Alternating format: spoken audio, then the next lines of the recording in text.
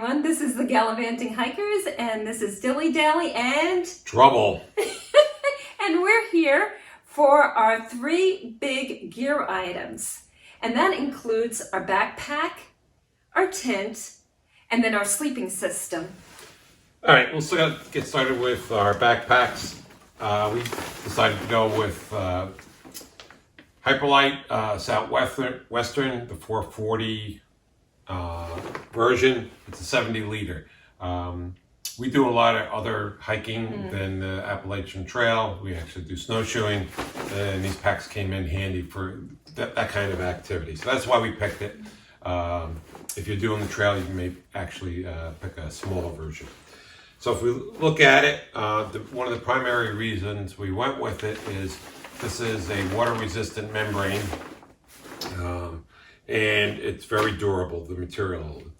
So, and it weighs approximately 2.6 pounds, as is, and Kath will go over hers, but we also added the feature of a liner to the packs too. So It's a compact. Compactor bag, correct. Yeah. Okay. So what I like about this bag is it has a backpack pocket, and it's nice and deep. Now, Larry, you mentioned that you would have preferred the mesh if we bought it over again? So specifically, if we're using this pack for the Appalachian Trail, it gets smaller with the mesh. The mesh is better in rain conditions. And in fact, it allows the rain to flow through easier, and also for items to dry out a little better. But I like it. It's very deep, and it also has 2 side pockets, which is very nice. And then on your hip belt, there's 2 zippered pockets. And this works out nice because you can actually reach into these pockets while you're hiking. We did add on a couple of features. When I first got this, the strap, the shoulder strap, was too thin for me, and the pack was weighing heavy on my shoulder. So from Amazon, we just bought some, what would you call it, padding. You'll see here there's like orange bungee cord. That is for my umbrella. Now, what has happened with my umbrella is when I put it through the bungee cord, it flops back and forth. So I did order an umbrella clip, and I'm gonna try that out and see if that will secure the umbrella a little bit better. But the best feature for me here is the water bottle feature. This was an add-on that we purchased separately. And so as you're backpacking and you have your pack on you, you can easily grab your water, whereas if you put it on the side pocket, for me it was a little bit difficult. I do want to show you something that I did, and maybe it might be a tip for you. All of the straps are black, and I was having a hard time finding which was my adjuster for my backpack, and everything is black. And what I did was I added a white tape to it. This way now, when I'm on the backpack and I want to adjust the straps, I look for the white tape and I can just pull it to adjust it as I hike. So that's our backpack system. Next, we'll look at our tenting system. The tent that we're using is the big Agnes Copper Spur 3. It's a 3-person tent. Its weight is about 4.5 pounds with all the covers and things like that. It's an excellent tent. We are going to be getting a Z-Packs triplex. The reason being, again, one, to lighten the weight, the base weight, and then second, these tents, they're great in the back country. They do tend to absorb water more, and so if it's raining, you're actually carrying 2 pounds additional of water than you had anticipated.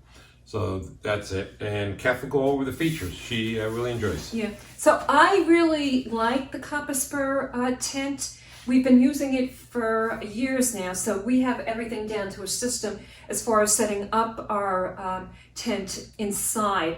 It has multiple pockets. It has a string we put over our wet clothes.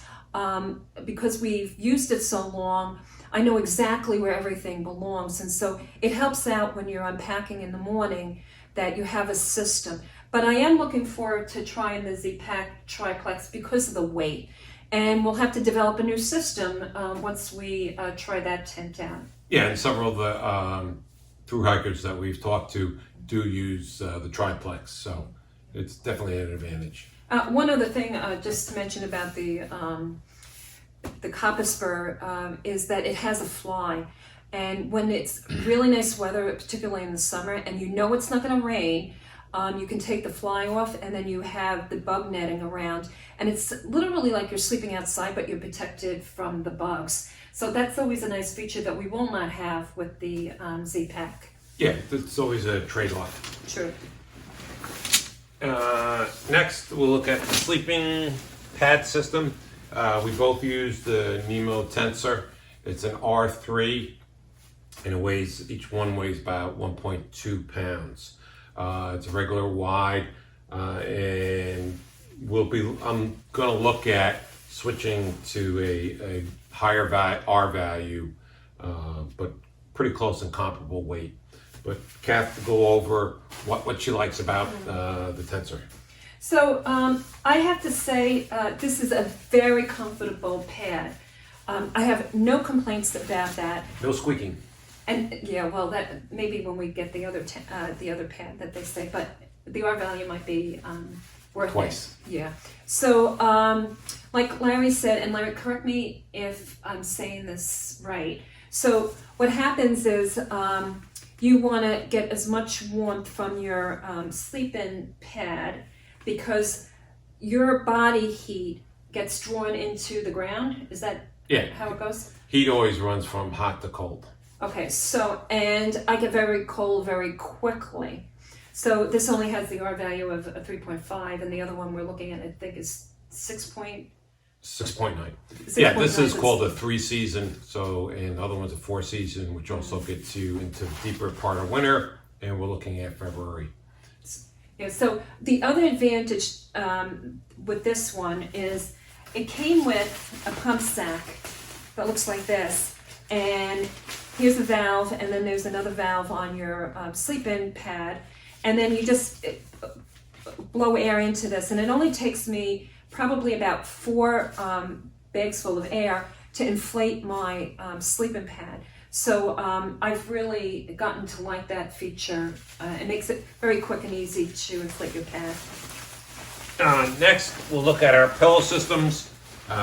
Currently, we have 2 different systems. Kat's been using the Cedar Summit blow-up pillow, and both of these are, around 2 ounces. And I use a Therm-a-Rest compression sack. On the inside is a material, comfortable material, and the outside is silk nylon. Basically, stuff your clothes or unused items in there, and it creates a pillow. I like it because it's basically a hard pillow, which conforms to how I sleep. And we'll let Kath speak. So I can't use this type of pillow system because when it's cold, I wear all my clothes, and I would not have enough clothes in here to create a pillow. I have the Cedar Summit pillow. It has one side is a nice, comfortable, soft material. You blow it up. It's easy. However, I might be switching this out. A lot of people like this pillow, the Cedar Summit pillow, and they use it and they have no complaints with it. But for me, I move around a lot at night, and what happens is this pillow just flies off my head. I tried, I've seen hikers use their buff to almost use it as a pillowcase. It was a little bit better, but I'm thinking of getting some kind of a softer pillow, perhaps either a down or a synthetic type of pillow where it just crunches up into a ball and I can put it into my backpack and get rid of my Cedar Summit. Next, we'll look at what we refer to as sleeping bag liner. We both use the Cedar Summit Reactor, 25 degrees. It adds about another 25 degrees of warmth to the sleeping system, and both of these are mummy style bags. Kath has been packing hers in the stuff sack. I like mine loose So when I'm packing my backpack, I could basically fill any voids and make the pack carry a little tighter. So what I like about the Reactor is first is the warmth value, that it increases the warmth. You're warmer. I'm warmer, which I always like. It's a nice soft material. In the summertime when it's really hot, I can actually use this almost like a sheet. The purpose besides being warm with a liner is that when you're hiking, you're sweaty and grimy, and what you want to do is use a liner so that it protects your sleeping bag or your sleeping quilt. This is very easy to wash. I've washed this multiple times. You throw it in the washing machine, the dryer, and it's nice and clean, where you don't really want to be cleaning your sleeping bag that often. So I'm really happy with this. And finally, we'll talk about we use a quilt system. This is an Enlightened Accomplice. It's a 0 degree rating. It's a 2-person sleeping down blanket. It provides very good. There are some concerns. Again, Appalachian Trail is a different height than doing backcountry. So I'll let Kath describe. Yeah, so I'm just going to flip this around. There's an inside and an outside. If I had to do this over again, you see that I have navy upon navy, and I bought the navy because it was a darker color. However, if I was to do it again, I would have a different color inside. And the reason being is that after a long, hard day of hiking, or you're coming in at night, you might actually clip this on inside out, which I have done. And speaking of clips, it does come with clips. What you do is there are straps that strap the double your 2 sleeping pads, because remember this is double, and then you clip the quilt onto your sleeping pad, and so then it's nice secure. We bought the one with the foot box, and it also has a feature where you can clip in the 2 people, because this is double, so that it clips in, and then from your neck down, you're nice and warm. So, so far I really like this quilt. It's very comfortable. So that's our systems. Hopefully you've got some additional information. If you have any questions, please put them in the comments. So this is the Gallivanting Hikers. Please like and subscribe to our channel if you've enjoyed it. And please provide us with some comments or any questions. Have a great day, and we'll see you on the trail. Thank you.